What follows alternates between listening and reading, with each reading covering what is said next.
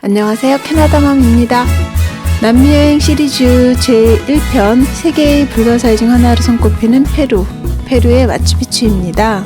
남아메리카 대륙을 대표하는 관광지이지요.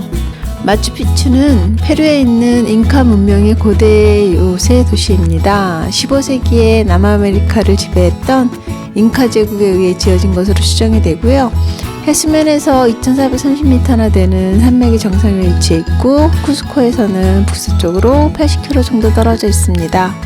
우르밤바 강이 도시가 있는 산맥 아래를 꺾어서 흘러가고 있습니다.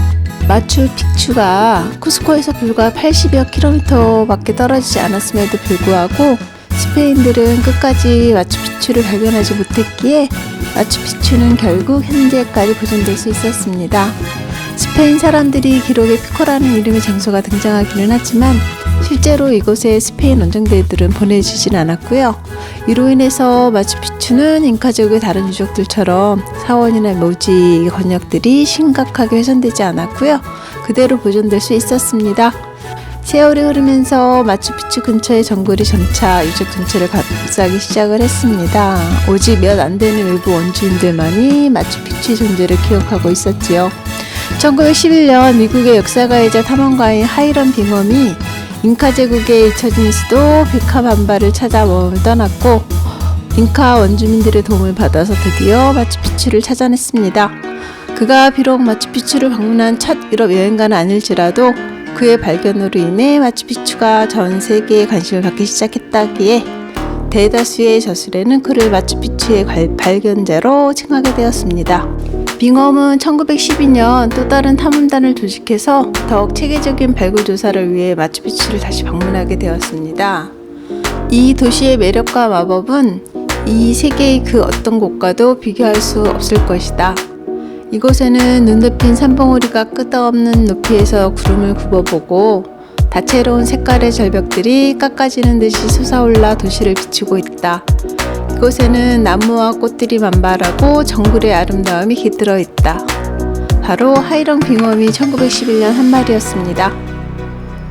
1981년 페루 정부는 마추픽추와 그 주변 지역을 역사 보존 지구로 선언하고 개발 제한을 선포했습니다. 이 지역에는 마추픽추와 같은 잉카 유적 외에도 생물학적 가치가 매우 높은 지역들이 포함되어 있습니다. 1983년에는 유네스코 세계문화유산으로 지정이 되었고 2007년에는 새로운 세계의 7대 불가사의들 중에 하나로 선정이 되었습니다.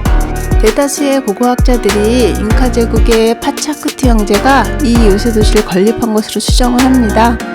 마추픽추는 1450년 즈음에 지어졌고 약 1세기 후에 스페인의 침략과 비슷한 시기에 사라졌습니다.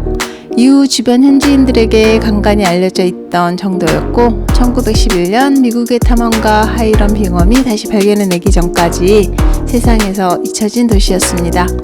마추픽추는 잉카 고전 양식으로 만들어진 도시입니다. 접착제나 모르타르 등을 전혀 사용하지 않은 채 돌과 석재들을 쌓아 올려 만들어졌고 주요 건물은 해시계, 태양의 신전, 새의 창문의 방 등이 있습니다.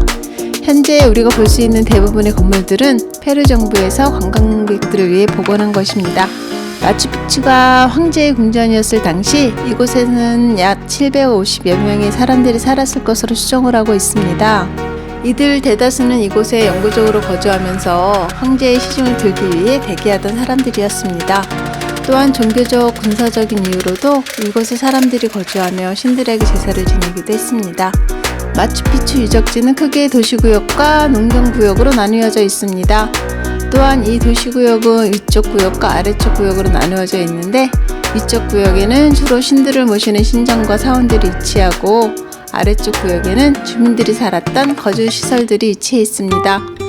마추픽추의 주요 관광 명소들은 대부분 동쪽 구역에 위치합니다. 해시계, 태양의 신전, 새의 창문의 방 등 대부분의 시설들이 이쪽에 위치해 있으면서 이들은 모두 잉카 고유 신앙에서 가장 위대한 태양신이었던 인티에게 바쳐진 것이었습니다. 마추픽추에 가는 방법은 크게 두 가지가 있습니다. 하나는 쿠스코에서 기차를 타고 인근의 아쿠아 깔리아떼까지 간 다음에 버스를 타고 산을 올라 매표소가 있는 정문으로 들어가는 방법입니다. 다른 하나는 가이드와 함께 마추픽추 외곽의 산 기슭에서부터 고대 잉카인들이 만들어 놓은 길을 따라 걸어가는 방법이 있습니다. 마추픽추와 함께한 오늘의 캐나다맘이었습니다. 오늘 하루도 행복한 하루 되세요. 구독과 좋아요는 사랑입니다.